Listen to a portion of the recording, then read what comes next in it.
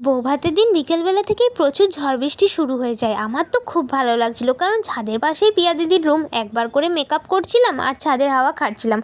ওই করতে করতে আমার কাল চুলটা বিগড়েই গিয়েছিল। তারপর যাই হোক, পিয়া দি তো এদিকে মেকআপ করতে বসে গেছিলো আর আমিও টিস্যু দিয়ে মুখটা মুছে নিচ্ছিলাম। মুখটা মুছার পরে আমি এখানে মেকআপ করেছিলাম। মেকআপ করতে করতে দেখি আমার খুব গরম লাগছে, তাই পিয়া দিদির শ্বশুরবাড়িরই কিছু লোক আমাদের সাথে এই রুমে ছিল, মানে কোঠা রুমে ছিল, তারাই ফ্যানটা চালিয়ে দেয়। তারপর মেকআপ হয়ে যাওয়ার পর যখন আমি নিচে যাচ্ছি, সিঁড়িগুলো তো অনেক উঁচু উঁচু, একটু প্রবলেম হচ্ছিল, মনে হচ্ছিল আমি পড়ে যাব। তারপর যাই হোক, পিয়াদির রুমে এসে পিয়াদির তো সাজা কমপ্লিট হয়ে গেছে। তো পিয়াদিকে কেমন লাগছে অবশ্যই কমেন্টে জানিও। তারপর অনেকক্ষণ অপেক্ষা করার পর নিজের বাড়ির লোককে দেখে মনে হচ্ছে প্রাণটা ফিরে পেলাম। আর আমরা দু বোন অনেক গল্প করেছি সবাইকার সাথে।